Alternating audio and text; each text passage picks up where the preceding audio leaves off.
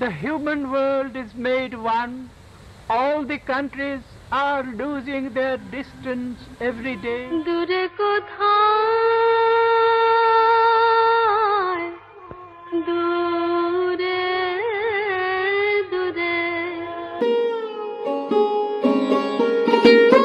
মৃত্যু সম্পর্কে নির্মল কুমারীকে রবীন্দ্রনাথ প্রায়ই বলতেন, মৃত্যু না থাকলে জীবনের কোনো মানে নেই, আর মৃত্যুর পরিপ্রেক্ষিতে জীবনকে না দেখলে অমৃতের সন্ধান মেলে না। এই জীবন মরণের খেলা দিয়েই জগৎ সত্য হয়ে উঠেছে। জীবনে তিনি বহু প্রিয়জনের মৃত্যু দেখেছেন, তাই হয়তো দীপ্তস্বরে বলতে পেরেছিলেন, করি না ভয় তোমারই জয়, গাহিয়া যাব চলিয়া, দাঁড়াবো আসি তব অমৃত দুয়ারে। শেষ লগ্নে রোগশয্যায় আসক্ত জীবনের শৈলে অসুস্থতার কথা একেবারেই বলতে চাননি। তার তখন খুব ইচ্ছে হতো নিজের হাতে কলম নিয়ে লিখতে। খাতা নিয়ে লিখতে শুরু করলে একটু পরেই হাত কেঁপে পেশি শিথিল হয়ে পড়ত। সে সময় তিনি মুখে মুখে বলে যেতেন, তার লিপিকার সুধীরচন্দ্র কর লিখে নিতেন। মৃত্যু সম্পর্কে রবীন্দ্রনাথের ধারণা সম্বন্ধে সুধীরবাবু লেখেন, কোনোদিনও তিনি মৃত্যুপথের বিভৎসতাকে কিংবা তার অনিশ্চয় ভয়কে মনে আমল দেননি। উপরন্তু জীবনের প্রথম থেকেই দেখি মৃত্যুর নিবিড় উপলব্ধি তার কাব্যে বিশেষ ধারার নানা বাণীতে প্রকাশ পেয়েছে। প্রথম জীবনে তিনি মরিতে চাহি না আমি সুন্দর ভুবনে বলে শুরু করলেও মধ্যজীবনে বৈরাগ্য সাধনে মুক্তি শেখে আমার নয় এ কথাও ঘোষণা করেন। শেষ জীবনে রোগশয্যায় যে কজন তার সঙ্গে থাকতেন তাদের সঙ্গে রীতিমতো হাসি ঠাট্টা করতেন। গভীর আগ্রহ ছিল আশ্রমিক অনুষ্ঠানে দেশ বিদেশের অতিথিদের সঙ্গে যোগ দেওয়ার, কিন্তু শরীর একেবারেই ভেঙে পড়ায় রোগশয্যায় একেবারেই ঘরবন্দি।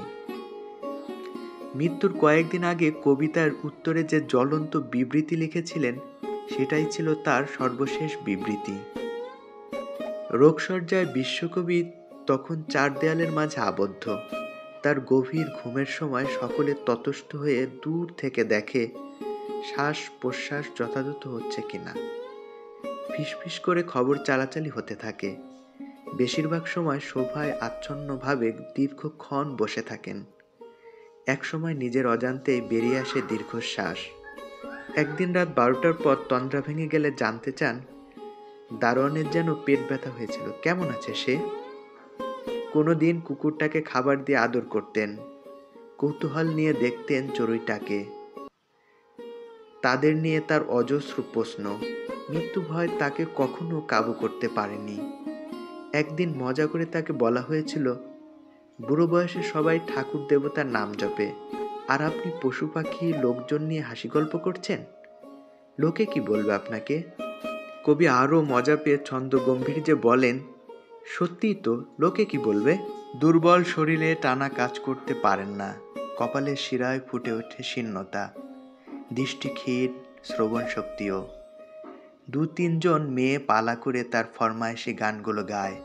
তাই শুনে বলেন, ওরে গানটা ভালো করে গাতো, সিন্ধু পারে চাঁদ বুঝি আমার জন্য আর উঠবে না। তো ভিউয়ার্স, তিনি বেঁচে থাকবেন তার পাঠকের মনে আজীবন, এই প্রত্যাশা রেখে আজকের ভিডিওটি এখানেই শেষ করছি।